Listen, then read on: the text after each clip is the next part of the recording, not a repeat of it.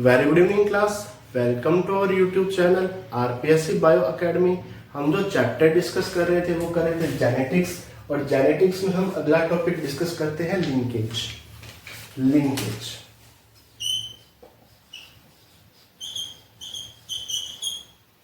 Linkage को सबसे पहले बेटसन नामक साइंटिस्ट ने देखा था।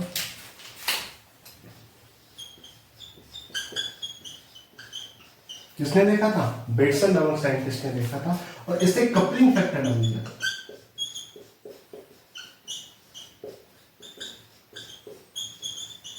क्या नाम दिया था? कपलिंग फैक्टर नाम दिया था। लिंकेज की खोज टी.एच. मॉर्गन ने की थी।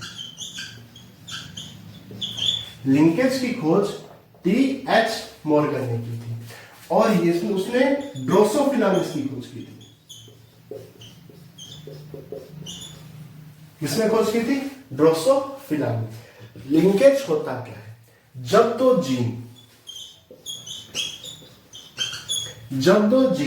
किसी एक ही क्रोमोसोम पर स्थित हो,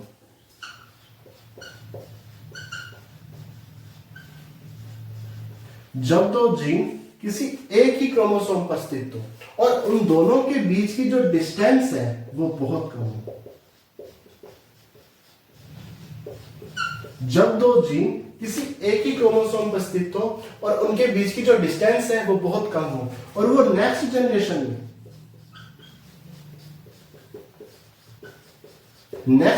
में साथ साथ ट्रांसमिटेड हो। साथ साथ क्या हो? ट्रांसमिट हो। साथ साथ क्या हो? ट्रांसमिट हो। ये घटना क्या कहलाती है? लिंकेज कहलाती है। लिंकेज का मतलब ये है कि जब दो जीन किसी एक क्रोमोसोम पर बहुत कम दूरी पर स्थित हो और वो अगली पीढ़ी में साथ साथ ही क्या हो? ट्रांसमिट हो, साथ साथ ही ट्रांसमिटेड हो। ये घटना क्या कहलाती है? लिंकेज कहलाती है। और वो दो जीन क्या कहलाती है? वो जीन कहलाती है कपल्ड जीन।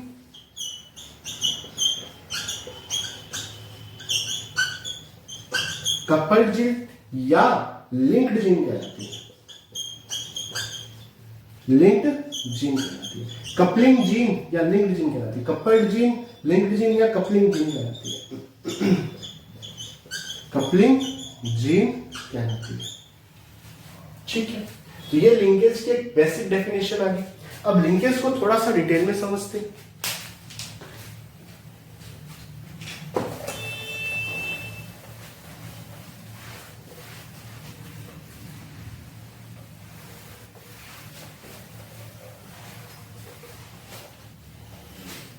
देखिए, मान लीजिए कोई क्रोमोसोम है। इस क्रोमोसोम पर, एक ही क्रोमोसोम पर दो या दो से अधिक जीन लगेंगे। जैसे एक जीन है ए, एक जीन है बी और एक जीन है सी। जब मैं ए और बी जीन की बात करूं, या जब मैं ए और सी जीन की बात करूं, जब ए और बी जीन की हम बात करेंगे तो इन दोनों के बीच की डिस्टेंस क्या है? बहुत कम है। और ए और सी की बीच की डिस्टेंस ज्यादा है। डिस्टेंस क्या है? ज्यादा है। ए और बी के बीच की डिस्टेंस क्या है? कम है। ए और सी के बीच की डिस्टेंस क्या है? ज्यादा है। जब डिस्टेंस कम होती है तो ये दोनों जीन अगली पीढ़ी में एक एक साथ ट्रांसमिटेड होती है। इस घटना को क्या कहते हैं? लिंकेज कहते हैं। यहां लिंकेज की संभावना ज्यादा हो जाएगी। लिंकेज की संभावना क्या हो जाएगी? ज्यादा हो जाएगी। यहां पे लिंकेज की संभावना क्या हो जाएगी? कम हो जाएगी। जब हमने जेनेटिक्स की शुरुआत की थी, हमने एक घटना पढ़ी थी, क्रॉसिंग ओवर। घटना क्या पढ़ी थी? क्रॉसिंग ओवर पढ़ी थी। तब हमने डिटेल में बात की थी कि जब अर्धसूत्री विभाजन होता है, मियोसिस होता है, मियोसिस की प्रोफेज अवस्था में जो क्रोमोसोम्स है वो एक दूसरे से इस प्रकार जीन का आदान प्रदान करते हैं। जीन का क्या करते हैं? आदान प्रदान करते हैं। इस घटना को क्या कहा था? लिंकेज, क्रॉसिंग ओवर कहा था। इस घटना को क्या कहा था? क्रॉसिंग ओवर कहा था। लेकिन यहां पे चूंकि जीन बहुत पास पास में है, यहां पे जीन चूंकि बहुत पास पास में है, बहुत पास पास में, इसीलिए यहां पे क्रॉसिंग ओवर की घटना नहीं हो पाएगी। जीन बहुत पास पास में है तो यहां पे क्रॉसिंग ओवर की घटना नहीं हो पाएगी। जब भी लिंकेज ज्यादा होगा तो क्रॉसिंग ओवर कम होगा, तो यहां पे क्रॉसिंग ओवर की घटना नहीं हो पाएगी, क्रॉसिंग ओवर की घटना बहुत कम या नहीं हो पाएगी। लेकिन यहां पे क्रॉसिंग ओवर की घटना हो पाएगी। और क्रॉसिंग ओवर का रिजल्ट क्या होता है? रिकॉम्बिनेशन होता है।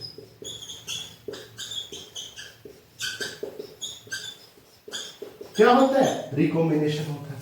यहां पे अगर क्रॉसिंग ओवर ही नहीं हो रहा तो क्या रिकॉम्बिनेशन होगा? नहीं होगा।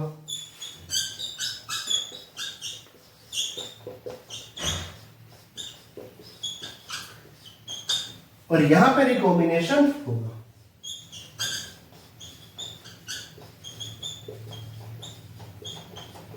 यहां पे रिकॉम्बिनेशन होगा। ठीक है, जब भी क्रॉसिंग ओवर होगा तो क्रॉसिंग ओवर का रिजल्ट क्या होता है? रिकॉम्बिनेशन होता है। तो लिंकेज ज्यादा होने पर क्रॉसिंग ओवर नहीं हो पाता, क्योंकि यहाँ पे दोनों जीन बिल्कुल पास पास स्थित है, तो यहाँ पे क्रॉसिंग ओवर की घटना हो ही नहीं पाएगी। अब थोड़ा सा आगे चलते हैं।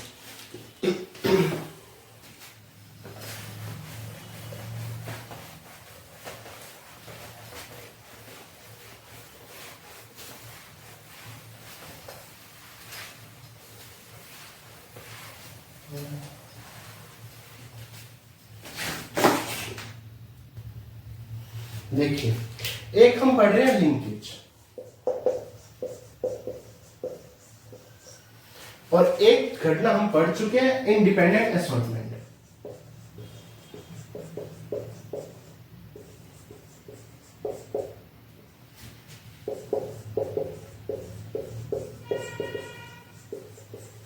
लिंकेज में क्या होता है कि जो दो जीन है वो आपस में बहुत पास पास में स्थित होते हैं, जिस कारण से दोनों जीनों की वंशानुगति साथ साथ होती है। इंडिपेंडेंट असॉर्टमेंट में क्या होता है कि एक जीन जब एक पीढ़ी से दूसरी पीढ़ी में जाता है तो वो दूसरे जीन पे कोई प्रभाव नहीं दिखाता, यानी वो दूसरे जीन से पूर्ण रूप से अलग होता है। दूसरा जीन अपने अलग तरीके से अपने एक पीढ़ी से दूसरी पीढ़ी में जाएगा, और पहला जीन अपने अलग तरीके से एक पीढ़ी से दूसरी पीढ़ी में जाएगा। तो यहाँ पे जो जीनों की वंशानुगति होती है वो पृथक रूप से होती है, यहाँ पे जो जीनों की वंशानुगति होती है वो पृथक रूप से ना होकर साथ साथ होती है। लिंकेज की घटना में हम जानते हैं कि क्रॉसिंग ओवर की क्रिया नहीं हो पाती।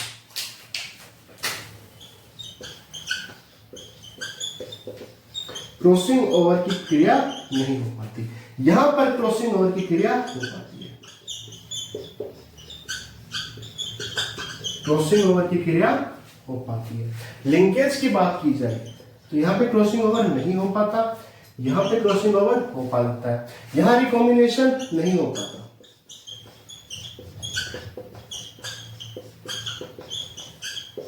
जबकि हमने इंडिपेंडेंट असॉर्टमेंट में रिकॉम्बिनेशन को कहा था कि रिकॉम्बिनेशन हो पाता है, क्योंकि क्रॉसिंग ओवर का रिजल्ट क्या है? रिकॉम्बिनेशन ही है। ठीक है, यहां पर क्या होता है कि जो पेरेंटल जो कैरेक्टरिस्टिक्स है, जो पेरेंटल कैरेक्टरिस्टिक्स है, वही एक पीढ़ी से दूसरी पीढ़ी में जाते हैं। यहाँ पे पेरेंटल गैमेट्स एक पीढ़ी से दूसरी पीढ़ी में जाते हैं, लेकिन चूंकि रिकॉम्बिनेशन नहीं हो पा रहा तो यहाँ पर जेनेटिक वेरिएशंस नहीं आएंगे।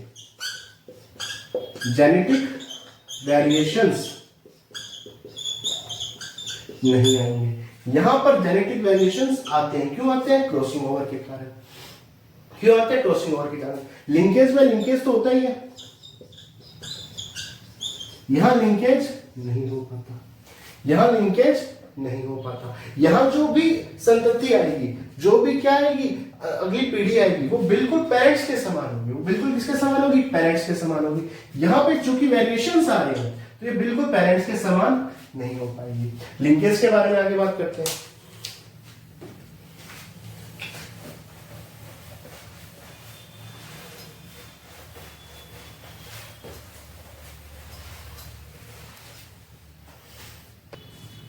अगर मैं बात करूं, देखिए मान लीजिए एक क्रोमोसोम, और इस क्रोमोसोम पर दो जीन प्रेजेंट है, ये जीन ए और ये जीन बी। दो जीन इस क्रोमोसोम पर प्रेजेंट है। उसी तरह से दो जीन इस क्रोमोसोम पर भी प्रेजेंट है। ठीक है, अब होगा क्या? जब ये जीन्स एक पीढ़ी से दूसरी पीढ़ी में जाएंगे, जब ये जीन्स एक पीढ़ी से दूसरी पीढ़ी में जाएंगे, तो हम जानते हैं कि दोनों जीन एक साथ ही एक पीढ़ी से दूसरी पीढ़ी में जाएंगे। और यहां दो ही गैमेट्स बनेंगे। यहां गैमेट्स कितने बनेंगे? दो ही गैमेट्स बनेंगे। कौन कौन से? Same gamete. जैसे पेरेंट्स के गैमेट है वैसे ही सेम गैमेट, इन्हें कहेंगे पेरेंटल गैमेट्स।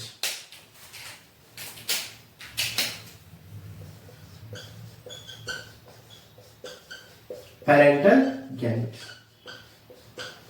कितने बनेंगे? 100%। दो ही गैमेट्स बने, दोनों ही पेरेंट्स के अनुसार बने, तो कैसे आए? पेरेंटल गैमेट कितने आए? 100%। लेकिन इंडिपेंडेंट असॉर्टमेंट में क्या होगा?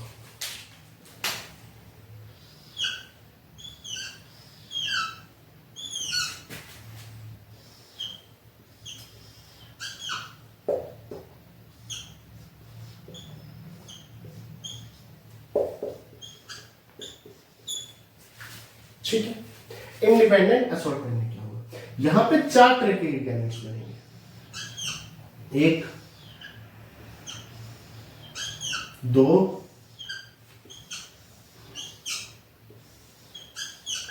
कितने गैमेट्स बनेंगे? 4 तरह के गैमेट्स बनेंगे।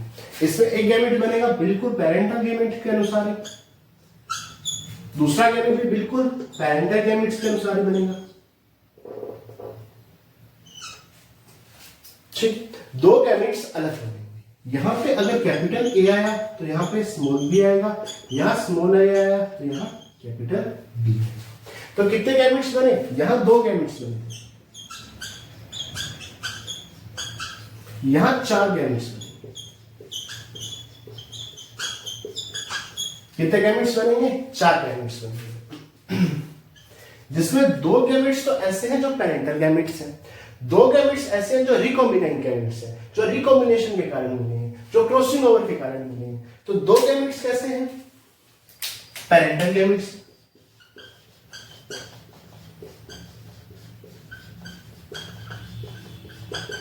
और 2 गैमेट्स कैसे हैं? रिकॉम्बिनेंट गैमेट्स हैं।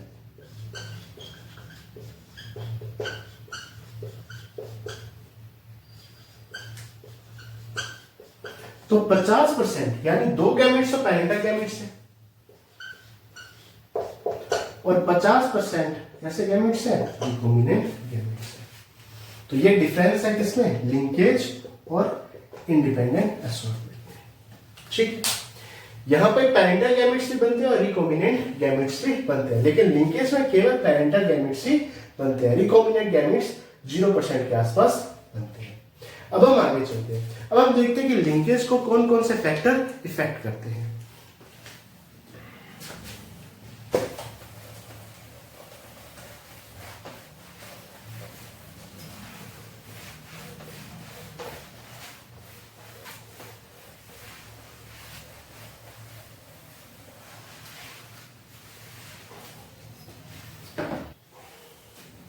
अब हम देखते हैं कि लिंकेज को कौन कौन से फैक्टर इफेक्ट करते हैं।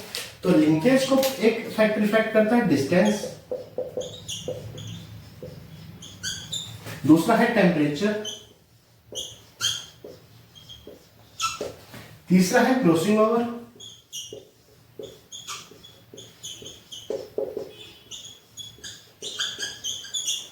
सबसे पहले हम देखते हैं डिस्टेंस। देखिए डिस्टेंस अगर कम है, डिस्टेंस यदि कम है, यहां पे देखो डिस्टेंस कम है तो यहां पर लिंकेज ज्यादा होगा, तो लिंकेज ज्यादा होगा यदि डिस्टेंस क्या है? कम है। तो लिंकेज इनवर्सली प्रोपोर्शनल आ गया किसके? डिस्टेंस के। दूसरा है टेम्परेचर, तापमान। टेम्परेचर के बढ़ने पर डिस्टेंस भी बढ़ती है।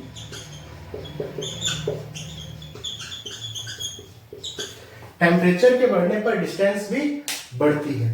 तो जब डिस्टेंस बढ़ेगी तो लिंकेज कम हो जाएगा, तो लिंकेज क्या हो जाएगा? कम हो जाएगा। डिस्टेंस ज्यादा तो लिंकेज कम। कैसा रिश्ता? इनवर्सली रिश्ता, इनवर्सली प्रोपोर्शनल। तो यहां पे लिंकेज इनवर्सली प्रोपोर्शनल किसके हैं? टेम्परेचर के। टेम्परेचर बढ़ने पर डिस्टेंस बढ़ती है, तो डिस्टेंस बढ़ेगी तो लिंकेज कम हो जाएगा। लिंकेज इनवर्सली प्रोपोर्शनल है टेम्परेचर के।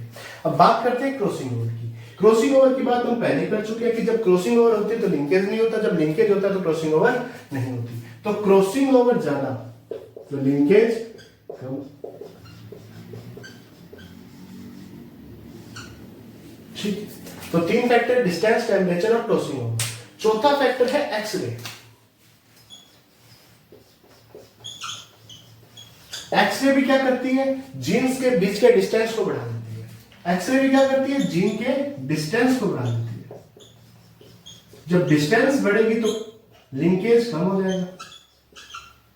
लिंकेज क्या हो जाएगा, कम हो जाएगा। लिंकेज क्या हो जाएगा, कम हो जाएगा। लिंकेज कम, एक्सरे डालने पर लिंकेज क्या हो गया, कम हो जाएगा। तो लिंकेज इनवर्सली प्रोपोर्शनल क्या आएगा, एक्सरे आएगा। ठीक है, और पांचवा फैक्टर क्या है, पांचवा फैक्टर है एज। आयु, एज के बढ़ने पर लिंकेज भी बढ़ता है। एज के बढ़ने पर लिंकेज भी बढ़ता है। ठीक, तो ये पांच फैक्टर है जो लिंकेज को क्या करते हैं, प्रभावित करते हैं। अब थोड़ा सा हम टीएच मॉर्गन के उस एक्सपेरिमेंट पे नजर डालते हैं जो उसने किया था।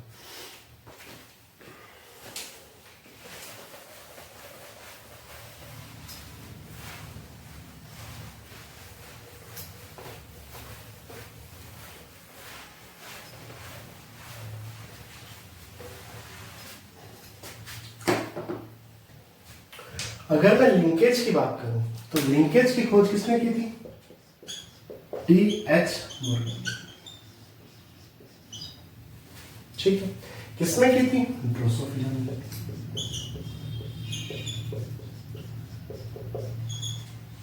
ड्रोसोफिला ने की थी। टीएच मॉर्गन ने बेसिकली दो प्रजातियां दी, एक तो ली नॉर्मल और एक प्रजाति दी वाइट।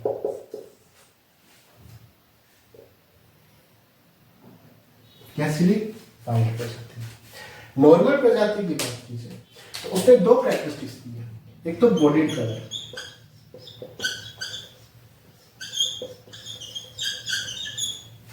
कौन सा कलर, बॉडी कलर, एक आई कलर।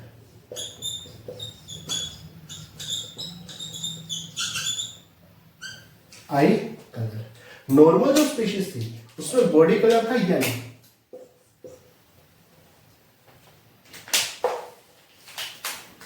येलो, और वाइल्ड में था ब्राउन।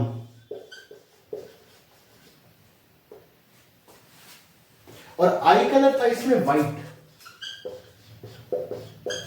कैसा था, व्हाइट। और वाइल्ड में आई कलर क्या था, रेड। उसने इन दोनों स्पीशीज में क्या करवाया, क्रॉस करवाया। दोनों स्पीशीज में क्या करवाया, क्रॉस करवाया। अब इस एक्सपेरिमेंट को हम डिटेल में समझते हैं।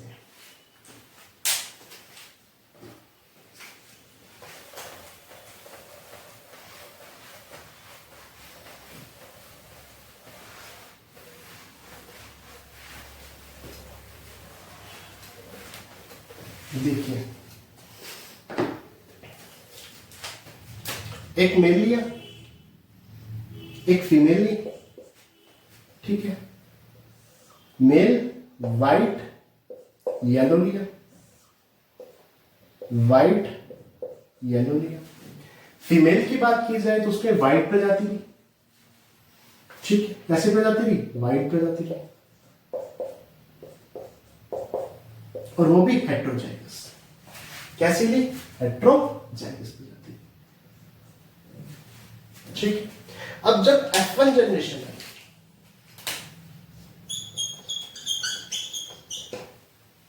ठीक है,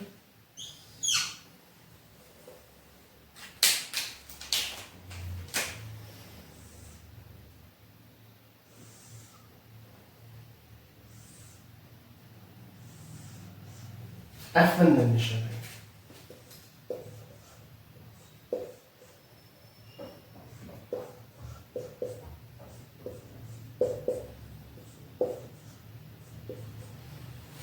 ठीक है, तो दो तरह के आगे जनरेशन। ये कैसी बनी? ये बेसिकली बनी वाइट, और ये कैसी बनी? White and yellow, white and yellow. ये तो वाइट बनी, ये कैसी बनी? White and yellow. ठीक है, आगे चलते हैं। देखिए यहां पे एक तो पैरेंटल कैरेक्टरिस्टिक्स आएंगे, एक कैसे आएंगे? रिकॉम्बिनेंट आएंगे। यहां पे जो पैरेंटल कैरेक्टरिस्टिक्स आए वो आए 98.7 98.7 और ये आए 1.3%। पैरेंटल कैरेक्टरिस्टिक्स कितने हैं? 98.7 और रिकॉम्बिनेंट कैरेक्टरिस्टिक्स कितने हैं? 1.3 है। कितने हैं? 1.3। अब हम बात करते हैं किसकी? F2 generation.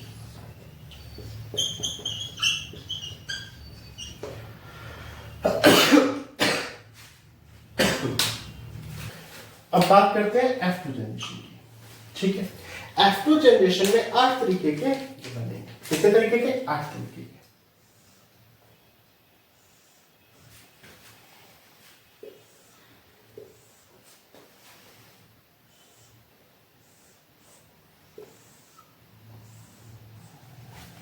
चार तरीके के ये बनेंगे।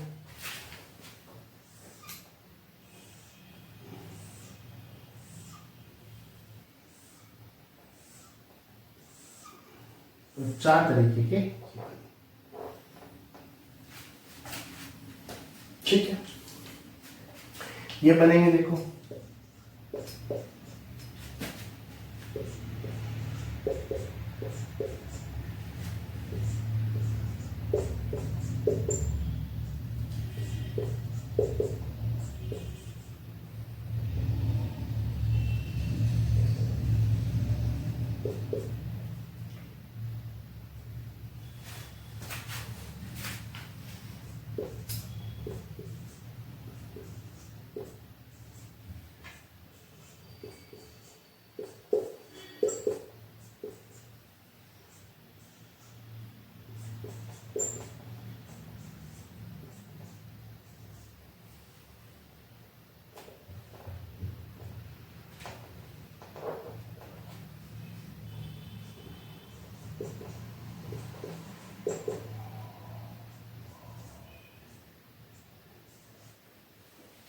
ठीक है, ये बेसिकली बनेगा व्हाइट एंड येलो।